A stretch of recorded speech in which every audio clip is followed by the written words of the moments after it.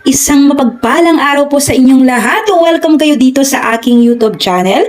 Ang madiskarteng waray, basta waray, madiskarte yan sa buhay. Basta waray, maghusay. Ngayon mga kawaray ay magbe-bake tayo ng cake. Ito ay hindi basta-bastang cake lang dahil ito ay bibigyan natin ng twist itong ating chocolate moist cake. Dito sa aking channel ay mapapanood nyo ang full recipe ko ng chocolate moist cake. Ito ay free lang, panoorin nyo lang po ito. Tamang sukat at talagang kahit first time nyo po itong gawin, talagang perfect agad ang inyong chocolate moist cake. Ito ay hindi ko po tinago. Gusto ko po talagang i-share sa mga nanay na tulad ko na gustong talagang matuto, hindi lang para magpa-order. Para na din po ito kapag birthday ng mahal nyo sa buhay, pwede na kayong gumawa ng cake. Hindi lang po ito pang pa-order. Pwede rin po kayong gumawa ng sarili nyong cake. Kaya naman, ngayon ay isi-share ko naman sa inyo ang aking chocolate brownies cake. Ito ay kakaiba. Ito ay magkasing tulad din po ang lasa ng chocolate moist cake, pero ito ay pinasarap ko lalo. Kaya naman, sisimulan na natin. Gagawa na tayo. Magluluto na tayo ng masarap na chocolate brownies cake. Ang una nating ingredients na gagamitin dito dahil maramihan po ang aking salang, dahil malaki po ang aking oven, kaya gumamit po ako dito ng 6 cups na all-purpose flour. Dito ay makakagawa ako ng 6 pieces na cake. Ang size na magagawa ko dito ay size 8 by 3. Yun po ang magagawa sa cake na to. Napakadami. 6 pieces na, and then mayroon ka pang 30 cupcakes o 24 cupcakes ang magagawa mo. Napakadami na ang magagawa natin dito sa ating 6 cups. Pero kung pang sarili nyo lang, pwede nyo po itong hatiin. Dahil madami po talaga ang magagawa ng 6 cups ng ating all-purpose. Kaya naman kung maliit po ang inyong oven, kailangan po ay kalahatiin nyo po itong ating recipe dahil marami po ang cake na magagawa nito. Then ngayon ay maglalagay po ako ng baking powder, 7 teaspoon na baking soda, 5 teaspoon. Ang ating asin dito ay 1 teaspoon, and then maglalagay po ako ng cocoa powder. Ang kanyang brand ay Dutch. 2 cups po ang ilalagay natin dito. Mas masarap kapag madami po ang ating cocoa powder. Syempre, mas masarap kapag maglalagay tayo ng Kopiko Brown. Ito yung 1 double sachet. Ito yung ginamit ko kasi mas malinamnam ang ating brownies chocolate cake. Kung mayroon naman po kayong mocha flavor na nabibili din po yun sa Shopee, yun ay Bakersfield, mas mainam na maglagay din po kayo nun kasi mas masarap. Pero kung wala kayo, okay lang po na doblehin nyo ang kopiko nyo. Then maglalagay naman tayo dito ng Alaska Ibap, 370 ml. Yun po ang aking nilagay dahil mas masarap kapag marami tayong ilalagay na gatas.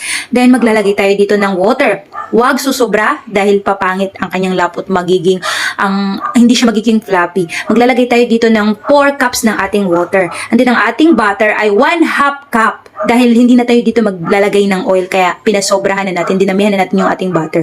Mas mainam kapag butter na lang ang ating gagamitin. Dito sa ating brownies chocolate moist cake, dito ay hindi na po ako naglagay pa ng oil, kaya naman ang aking butter ay dinamihan ko na, nasa 1/2 cup po ang ginamit ko. Huwag po kayong gagamit ng margarine dahil hindi siya masarap. Ang kanyang lasa ay parang nandun pa din yung margarine. Hindi po pwedeng margarine ang ating gagamitin dito sa cake po. Butter po talaga ang mainam na ilagay. Pagkatapos natin i-mix lahat ng ating mga ingredients, ito ay sasalain po natin. Bakit nga ba natin sasalain pa? Para maiwasan natin na mayroon pang mga dumi. Kasi yung ating mga ingredients hindi natin may iwasan na may mga dumi-dumi. Kaya ito ay ating sasalain. Pagkatapos nating salain ang ating mga ingredients, ngayon ay gagawa naman na tayo ng merengue o merang. Dito ay gumamit po ako ng 12 pieces ng ating egg white. So ayan, imimix lang natin yan ng overspeed. Kung wala kayo, pwede po ang hand mixer lang po. Kung wala kayong stand mixer, okay lang din po ang hand mixer. Kasi imimix lang po natin ito hanggang sa umalsa na po siya. At makikita nyo po na talagang dumidikit na po siya sa ating wire dito sa ating stand mixer. Pagkatapos niyan at sa tingin nyo ay okay na siya, ngayon ay ilalagay naman natin ang ating egg yolk. Di po ba? Ang ating egg yolk na 12 pieces, medium size din po ito. Talagang pinagsama ko na sila dahil yan po ang aking sikreto dito sa ating brownies chocolate cake. inilagay ko din po ang ating egg yolk. Pagkatapos natin mailagay ang ating egg yolk, ngayon ay ilalagay naman din po natin ang ating dark sugar. Ito ay 3½ cup po ito, hindi dapat sosobra at hindi dapat kukulang. Sakto lang. Ito'y tamang sukat lang po. Pagkatapos ay i-overspeed pa din po natin ito. High speed natin hanggang sa okay na.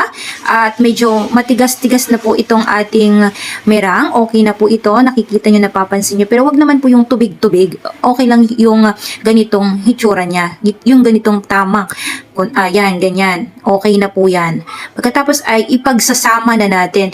Kahit hindi nyo na yung paghahalo nyo ay cut and fold, okay lang po yan kasi ito naman ay chocolate chocolate brownies cake.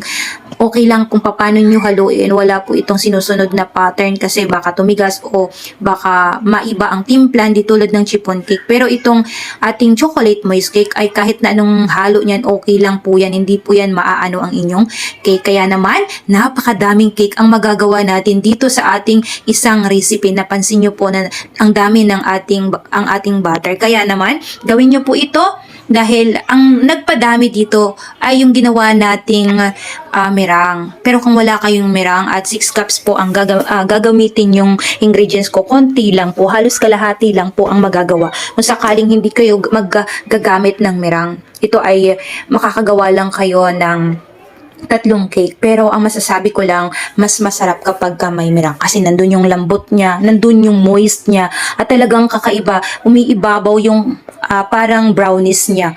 So ito nga, naglagay na nga po ako dito sa ating cupcake. Ayan, nilagay ko po siya, hindi ko masyadong pinuno kasi aalsa pa po yan.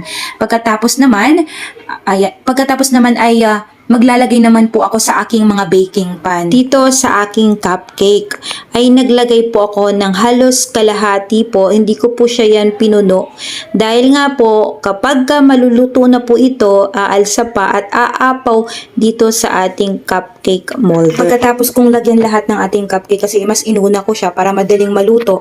Ngayon, dito naman po ako naglagay dito sa ating baking pan. Itong aking baking pan, ang size nito ay 8x3. Dito ay nakagawa ako ng 5 pieces na cake dahil nga madami din po akong ginawang cupcake. Nakagawa ako ng 30 cupcake. Kung napapansin nyo, itong aking baking pan, ito hindi na ako gumamit pa ng parchment paper. Dito ay naglagay lang po ako ng butter. Pagkatapos ko malagyan ng butter, nilagyan ko ng konting all-purpose flour.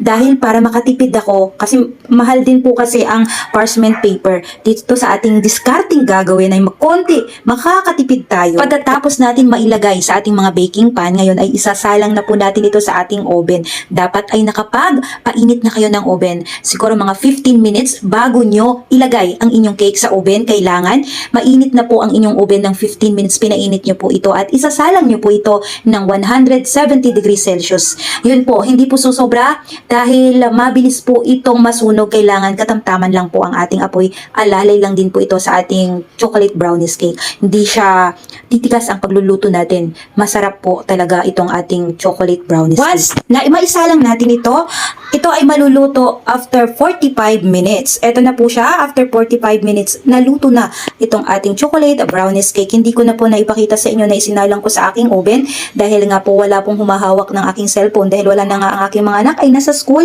Kaya naman sariling sikap ko na lang din po ang pagbibideo. Kaya hindi ko na po naipakita sa inyo kung paano ko ipinasok sa oven. Pero ang ginawa ko dyan, kailangan na mainit na ang inyong oven ng 15 minutes to 10 minutes bago nyo po isalang ang inyong mga cake. Once na isasalang nyo, nabubuksan pa lang ninyo ang inyong oven, hindi po maganda ang kanyang kinalabasan. Kailangan po talaga magpainit muna kayo ng oven bago nyo po ipasok ang inyong cake. And then, ang pagluluto po ng ating cake dito ay 170 degrees Celsius lang. Hindi po siya lalampas dahil madali lang po siyang masunog sa ilalim. Pagkatapos niyan, inuuna ko po talaga yung ating mga cupcake para mabilis lang din po maluto. And then, isusunod ko naman pong iluto dyan yung ating ang ating mga naka-baking pan dahil hindi naman po siya masisira o hindi magbabago ang lasa niya, hindi siya tulad ng chiffon cake. Kahit na lumipas na ito ng 1 hour, hindi pa ang ating butter, lumipas na ng 1 hour na hindi pa natin isinasalang, okay lang po, hindi po siya nagbabago talaga. So ayan, hanggang dito na lang mga kawaray. Kung nagustuhan niyo po ang aking video ngayon, ang aking recipe ngayon, please subscribe my YouTube channel. Pwede niyo pong akong i-follow sa aking Facebook page, Cake by Ate Jazz. Pwede nyo pong hiramin lahat ng aking mga picture doon kung gusto nyo pong panimula ng inyong mga business, mga kakanin. Nandun po lahat yon sa aking page, Cake by Ate Jazz. Pwede nyo po akong ipalo doon. Hiramin nyo po ang mga picture ko, pang panimula nyo, pang post nyo sa inyong mga FB yung aking mga picture ng mga kakanin, yung aking mga paninda. God bless po sa ating lahat mga kawaray. Thank you po sa patuloy na panunood nyo po sa aking YouTube channel.